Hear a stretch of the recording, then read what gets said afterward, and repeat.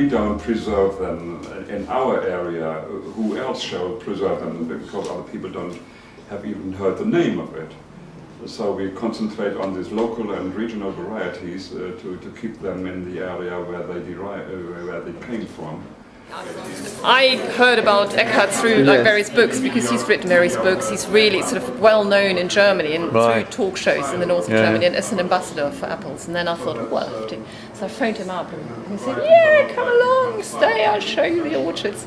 So I went along and then said, "Oh, if you ever come to England, come along and." How far did you come? 160 miles. It's wonderful talk. So Eckart is probably the equivalent to Dave Kasper in Germany, but a lot on television as well, and really trying to get old varieties recognized again for what they are. And I started with this project in '85, and my intention was to collect the old varieties of our area and the old healthy ones that didn't need any spraying.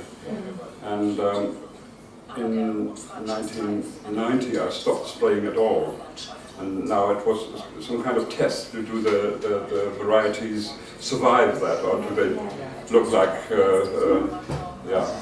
But I can say about 90% of the apples are quite well with it, without seeing any chemicals. It's in the genes of these varieties. They don't need it. Yeah. And they come along with a weather like that. And I've got some very few amount of varieties that look quite bad, but they taste very well. And I've got some customers who want just these varieties, but I've got only a few trees of these varieties. Because sometimes they have got strange names, for instance, Duke of Cumberland. And I went to Brockdale and asked if they had an apple called Duke of Cumberland, and I never had heard of it before. And then I have studied history to answer these questions, you know. It comes from the time when Hanover, the people were here, kings of England too. And they, to take a seat in the House of Lords, they had to become Duke of one of the counties, and probably the county of Cumberland was vacant or something. And this man who could have been king of Hanover now is still Duke of Cumberland now. And he is on the ranking of place 17. to become the next king. Died. Can become your king. Yeah. And we've got one part of the orchard with really old big Boskop trees. They were planted in '35, and that's now they're really getting old, and people don't really want to get up to the top of the trees because they look very stable, but sometimes they are completely hollow, and there's just brown mud in it, and if you stand on the top of the ladder, it suddenly starts to crack. And yeah. But that's how the whole thing started with me, with my collection of old varieties, where I had hired some hectares of orchards, and they were full of apples of the wrong varieties, of the modern ones, and I got so many apples that looked awfully. I couldn't sell them anywhere, and so we bought this press thing, and so many people were interested in getting their juice from us, because they could bring their apple and get their juice from their apples. And all people of the whole area brought us their apples, and the whole yard was full of apples. And I started, if there was any time left, I started to look at these apples. And they were wonderful apples, and they didn't have any kind of spraying at all. And I thought, how can this happen? They're doing nothing about fungi. And so I thought, why don't I concentrate on these varieties that are quite more healthy? And then I collected these old varieties, and there was a small nursery in our village, and we produced the first new trees of these old varieties, and some got planted in my orchard, and we produced a bit more and sold them, and that was starting a kind of business. I'm selling quite a lot of apple trees, which I don't produce all by myself, but I work together with other nurseries where I get my graft wood to them and say, produce me please 5 of these and 10 of those. And the prices, I mean, falls down always by the supermarket. So clearly you're not selling to the supermarkets, which is great. No. It's brilliant. Yeah. But I'm saying is, can you make it economically viable? Have you talked about how economically viable you are? It only works if I can sell the apple directly to the consumer. And if I sell it to a merchant, I won't get enough money for it. And I stand at a very good place in the center of Hamburg where people think it's worthwhile to pay more for a kilogram of apples. How long have we been going now? A couple of years, I suppose. Yeah. Had the idea of promoting apples in Stroud through declaring ourselves an apple town. Yeah. So nice, yeah. we thought, yes, we'll be, and we think we're the first apple town in the UK. And people say, what does that mean? And we don't really know. But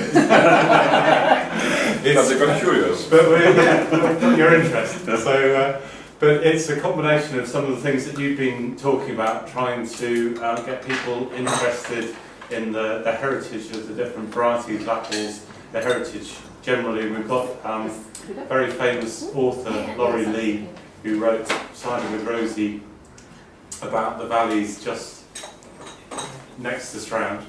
Just, yes, a touching distance over there. If you have time, you should visit. It's very, very beautiful, Stroud Valley. So there's the kind of heritage dimension. Interested in the kind of links between the countryside and the town, and trying to get more green into the centre of the town. Think about that as a way of doing it. Education, obviously, getting children involved. It's a kind of alienation between the countryside and the towns, and, yes. And the children in the towns don't know anything about growing our things that we eat. Yes. Yeah. I mean, there are some trees already around the town, including fruit trees, which aren't particularly. I was interested in what you were saying about looking after, the maintenance of orchards if they're established. Some aren't particularly well looked after, so we need to try and get people involved in that side of But things. it's a kind of movement that came from the people themselves, not from the government. No, very much. No, because I work together with an apple town, the only one I know in Germany. It's not far from Osnabrück, and it was a kind of hobby of the Lord Mayor of that town, and it was quite nice. It worked for 10 years or so, and then an election came, and he was not re-elected. And now they have a new Lord Mayor who is he wants to kind of put up a new profile against that old one that he didn't like at all. And nobody cares about Apple Towns anymore. It's really it came from the town government. It came from above, and it was kind of pressed on the town, and the people, let's do that, and the Lord Mayor thinks it's a good idea. And they had apple exhibitions there, and some kind of apple art and things like that. But I never had the feeling that the people really had wanted to do it. It was not in the minds and in the hearts of the people, really. But it comes from the people here much more than it does from coming from the above. So that we've got a good start in there to involve people, I think. Yeah, you've got problems with monocultures of just one variety, because all the varieties have a bit different development. The one is starting a bit earlier than the other, and they are not in the same state of development in the course of the Insects comes that specialize on ruining your crop then. And they find all these trees in the same state of development. They just merge through.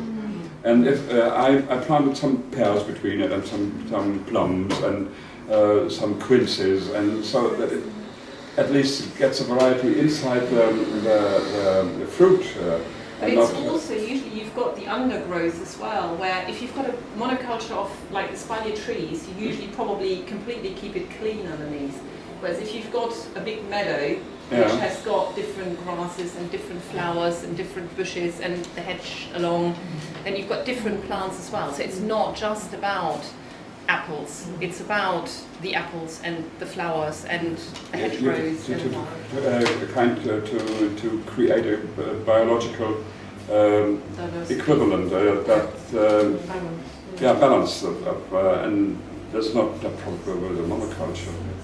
The small town near Osnabrück was called Dissen. They had quite a lot of ideas. They invited young artists to offer them exhibitions on the theme of apples, and there were apple sculptures in the town hall and things like that. And they invited us to do an evening of cooking with apple recipes in a modern school and things like that. Another thing we try to work together with restaurants and people like that who are working for tourism, because it would be quite nice to have some regional recipes in local restaurants. Why should people come from Bavaria and eat a Western steak in the old country? They should eat something that really derives from that area. And it would give it more profile to an area too, I think. Well, at the moment we've got some funding bids in, so always trying to find money to help things happen. There's some quite interesting with the kind of ground up approach. There are people who are now wanting to have apple trees planted near their houses, and who are living in social housing run by the local authority, and so they've been asking the local authority to help them buy and plant trees. The town council owns quite a lot of green space within the town boundaries, and so we've got a commitment to creating at least one orchard a year on a rolling programme. Yeah. When we say an orchard, that's anything above 5 trees. So small, but can fit into and they will grow. And so we've actually already planted 3. And with those events when we've had the planting, we've invited people from the local houses who come and become involved and brought their children. So hopefully that will encourage some kind of relationship, engagement with those trees and looking after them. They all seem to be doing well. The other idea which they're doing in Bristol actually is to have street orchards. And in this country everybody's very, very sensitive about digging holes in the ground. Because if you dig a hole in the ground in the street, it's full of wires and pipes and causes lots of trouble. And the idea of putting a tree into all of that, everybody is horrified, completely terrified, or anywhere near any building. But what they've been doing in Bristol, apparently, is to create street orchards by getting the funding for people to put trees in their front gardens, either into the ground in their own garden or into planters, but organised along a street in quite dense urban central areas. I think you have to catch the people by their own senses, not only by their head. You have to catch them by the smell and the taste of these wonderful varieties. And the look of the blossom in the spring and the fruit in the autumn. Friends of ours in Westphalia, they have a big old orchard in the center of the town. It belonged to an old schoolyard or something. And they worked together with a small cafe. And during all the apple seasons, they bake different apple cakes with different varieties. So today is Jacques Lebel, and next day is Graham's Jubilee apple. And they made a kind of competition of it. People had to judge the different recipes and the different taste of different apple varieties. And after this season, the Jacques Lebel apple was the king of the baking apples, because they called this program Grandmother's what's this, duftend? Duftend, yeah. Smells, aromas. Yeah, apple cake, and made a real propaganda campaign of this. Take part in judging the apples in different apple cake varieties. I think you have to show people what they can do with it, and not just get to the intellect. It has to go across the senses, about smell and taste. And the people won't plant an apple tree if they don't see an advantage of it. And they had a good idea. It's a very prosperous open-air museum. Very many people go there for special markets that take place inside the museum, like a plant market in April. And they need a new parking lot. Because the cars always had to park on a very weak meadow, and the museum tractors had to pull them out after the rain. And they created the idea to build up a huge orchard with high-stemmed fruits on it, and to let sheep graze underneath of it. And in the center is a small parking place which can be used if there are a few hundred cars too much for the normal place. And when 8,000 or 10,000 people are expected, the sheep have to move on to 1/3 of the orchard meadow, and the cars can park underneath the new planted trees. And they got an adoption program for these 300 trees, and they started now with 80 or 90 adoptions of €150. People find it fascinating, and this parking lot is, they say, it will be the first economic ecological certified parking lot of Germany. Nobody had thought about things like that before, and I find it good that people sit together and make a kind of brainstorm and let's create something new, which was we started to work together with a project of handicapped people. They asked us to get them a small part of the orchard. Each one could have one apple tree, and where he could look after and pick the fruit from it and things like that. And as a reward, I would ask those people to work for a couple of days in the orchard. There's enough work for a lot of people. And I've got a son who has a Down syndrome, so I'm involved in that theme very directly. And I don't like to see these people work with plastic stuff and something. They could quite a lot better work with nature. And so we are reflecting about get these organizations of handicapped people to work together with us. And if we had money, we would erect a building where we could produce food products like apple juice or purees or things like that. Yeah. Do you do tours, or do you take people around? In the time when I can show them fruits and they can taste the fruits, and they pay for it. There come buses with 40 or 50 people who pay €10 for leading around of 2 hours and get piece of paper in the room. So thank you very much, Eckart. Yeah. Absolutely fantastic.